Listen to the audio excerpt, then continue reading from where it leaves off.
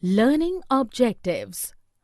After completing this digital module, learners will be able to understand about various economic systems of India. Learn how after attaining independence, the statesmen of the country chose the mixed system of economy in the country. Understand how, in accordance with the condition of India, 5-year planning segregated the priorities of functions. Understand how during 4th 5-year plan in agriculture, the Green Revolution was conceptualized. Understand how self-reliance was achieved through the increase of crops yielding in agriculture through the aid of Green Revolution. Learn during initial period of 5-year planning how it was endeavored to contribute in GDP's growth through the cultivation. Learn how heavy metal and engineering industries got the preference during initial 5-year planning, which was directly related with nation building. Learn in which ways the land reforms have been conducted under the effective guidance and overview of the governments during the planning period. Learn how through various industrial policy resolutions the interests of domestic players were assured from the severity of global competition. Understand the objectives and reasons behind the emergence of new economic policy in India during 1991.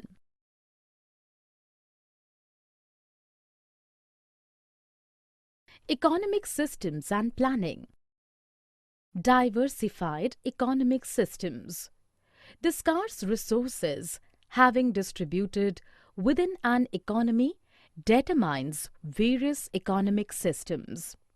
Basically, in the market-driven economy, the business factors become very competitive, and thus the social and human needs of the poor people are neglected. Secondly, in the command economy, while the government owning the means of resources lacks to maintain the supply and demand cycle in their natural way. Mixed economy, Indian model. But in mixed economy, the government tries to mitigate the social and economic need for the poor. On the other hand, the private ownership and the innovation for the economic development is also considered to be encouraged in the same pace. The coexistence of large public sector with big private sector has transformed the economy into a mixed one. The industrial policies of 1948 and 1956 formulated by the Indian government have made the provision of such coexistence. Some basic and heavy industries are being run under the public sector. However, with the liberalization of Indian economy, the scope of private sector has further enhanced. Need of the Hour Planning Commission. The Planning Commission was set up on 15th March 1950. Primitively, it was formulated to design policy direction, to influence the resource allocation from budget, and to oversee the performance on a standard framework for comparative assessment of all the states from time to time. In short, it was doing the job, both that of a think tank and the function of allocation of planning resources among the central ministries and different states of India judiciously to allocate the resources. The goal of 5-year plans. The growth story. The first 5-year plan was one of the most important because it had a great role in the launching of Indian development after independence. Thus, it strongly supported agriculture production, and it also launched the industrialization drive in the country. It built a particular system of mixed economy, with a great role for the public sector, with an emerging welfare state, as well as a growing private sector. The economic growth has received the strongest priority in all of the plans due to low per capita income and the consequent low rate of saving and capital formation. Indian economy required a boost. This objective seems to be totally justified, particularly in the context of economic stagnation during the 2 centuries of British rule. The key sectors were agriculture, industry, power, and transport. Through rapid economic development, the country aimed at increasing national and per capita incomes. Thus, poverty was thought to be removed and the standard of living would be improved. Modernization and self-reliance. To achieve this goal, the fifth plan aimed at an increasing production of food grains. While emphasizing the increase in exports, the plan stressed the need for establishing import substitute industries as an important factor of economic self-reliance. Equal distribution of resources. In India's socio-political setup, vast inequalities was already existed. Indian plans thus aimed at reducing such inequalities so that the benefits of economic development spread to the poor. The objective of removal of poverty got its clear-cut enunciation only in that plan for the first time. Development in agricultural sector. Scopes of the agricultural development. The chief objective of first 5-year plan was to restore the disequilibrium of the country being freed from the colonial rule. In this aspect, in some of the earlier plans, some long-lasting projects were taken like irrigation and several river dam constructions. An estimated amount of 1,960 crore rupees of investment was made during the first plan, of which 601 crore rupees, as nearly 31%, was allocated for agriculture. During fourth 5-year planning, two main objectives were settled as to provide the conditions necessary for a sustained increase of about 5% per annum over the next decade. Secondly, to enable the sector of the rural population as large as possible to participate in the mainstream development and distribute its benefits equally. Land reforms. Land reform constituted the most important package of measures to improve the economic condition of agricultural tenants. It aimed at the redistribution of land ownership in favor of the cultivating class, regulation and rationalization of rent, improving the size of farms and providing security of tenure in order to transfer in traditional agriculture and raise cultivators to new heights. Measures of land ceiling. The ceiling on land holdings was intended firstly to meet the land needs of the landless, secondly to reduce the glaring inequalities in land ownership so that it may lead to development of cooperative rural economy, and thirdly to enlarge self-employment in owned land as distinguished from subletting and tenant cultivation. Green Revolution in India. What is Green Revolution? The introduction of high-yielding varieties of seeds after 1965 and the increased use of fertilizers and irrigation are known collectively as the Green Revolution, which provided the increase in production needed to make India self-sufficient in food grains and thus improving agriculture in India. Famines in India, once accepted as inevitable, have not returned since the introduction of Green Revolution crops. The term as coined not so being specific to India, but an occasion it had been most successful in the country. Ensuring the marketed surplus in food grains. We know that the Green Revolution continued with this quantitative expansion of farmlands. Similarly, the double cropping was a primary feature of the same. By the aid of intensive irrigation, 2 crop seasons in large and small farms were happened successfully. Dams were built to arrest large volumes of natural monsoon water, which were earlier being wasted. Simple irrigation techniques were also adopted. This envisaged the way of marketable and marketed surplus of food grains within a brief duration.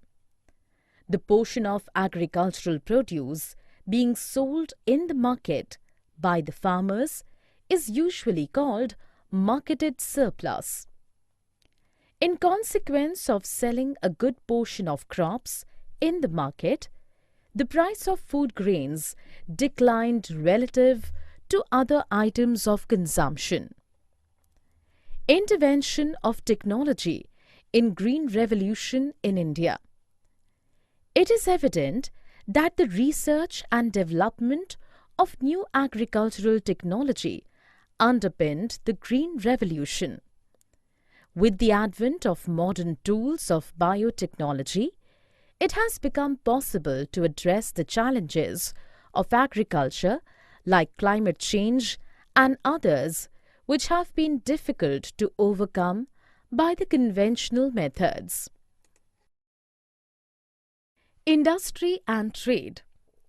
Industrial development in different planning methods. The real growth and industrial development in India started during the period of 5-year plans. During first 5-year plan, FYP 1951 to 1956, the importance was given on existing industries like textiles, sugar, paper, cement, and so on. During second FYP 1956 to 1961, the priority was shifted to heavy metal industries and fertilizer producing units. At the time of third FYP, that is 1961 to 1966, the importance was given on heavy metal, engineering, fossil fuel fertilizers, machine tools, and others. During the fourth FYP, that is 1970 to 1975, the agro-based industries, chemical industries, specialized alloy steel, other machine tools, and automobile sectors were prioritized. In fifth FYP, that is 1975 to 1980, steel industries, chemical and drug manufacturing were taken care of. In sixth and seventh FYP, that is 1980 to 1990, railway wagons, automobile, electric equipment, chemical and cement were prioritized. The appropriate backup of training was set up. Service sector, banking and insurance. It has been important to realize that the constraints in the industrial and agricultural sectors and the natural advantage of India in service sector had led to services-led growth of the economy. While the limitations in the other two sectors need to be removed, as is being attempted now, there is no need to expect the hare to sleep for the tortoise to overtake it. Public and private sector's contribution. Industrial Policy Resolution, that is IPRs. The 1956 IPR policy continued to constitute the basic economic policy for a long time. It laid down three categories as the industries belonging to have exclusive responsibilities to state, progressively state-owned with future private enterprising, and aspiring the futuristic development in the sector. Trade policy and import substitution industrialization. What is import substitution industrialization? Import substitution industrialization generally refers to policy that eliminates the import of the commodities and allows for the production in the domestic market.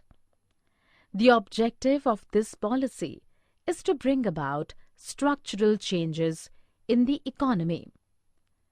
The policy of import substitution is achieved through discrimination of capital goods against consumer goods by tariffs, quotas, exchange control barriers, exchange rate policies, and fiscal and credit policies.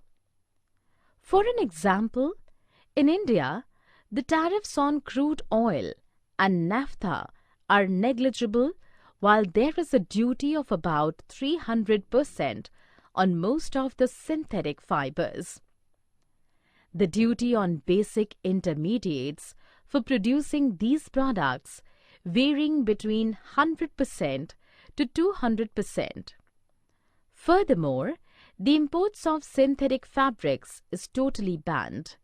The imports of most of the petrochemical intermediate were restricted until now. However, the recent policy in India has relaxed the restrictions in some cases. The License Raj in India.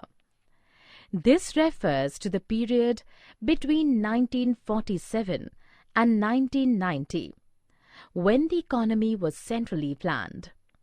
Apparently, it needed approval from 80 agencies before a license to produce something could be obtained. A strict regime of regulation and governmental control on production and its various modes was prevalent during this time. Emergence of new economic policy in 1991. The thrust of the new economic policy has been towards creating a more competitive environment in the economy as a means to improving the productivity and efficiency of the system. This was to be achieved by removing the barriers to entry and the restrictions on the growth of firms. Summary. Let us summarize what we have learned. Among various economic systems, India had chosen the mixed economy, where private and public sector enterprises were categorized side by side. Through 5-year planning period, we have seen two types of planning, as basic plans and long-term perspective plans. Through the invention of high-yielding varieties of seeds, green revolution paced in the sector of agriculture in the country. By the aid of green revolution, the country got the phase of self-reliance on the production of food grains. The heavy metal industries, mining aiding engineering industries, and chemical products changed the scenario of industrial domain of the country during planning period. Through land reforms and the measures of land ceilings, government took the necessary steps to revive the conditions of small-scale farmers and agricultural landless laborers. Through various industrial policy resolutions, governments overviewed the import and export policies of the country, in accordance with the developing domestic players inside the country.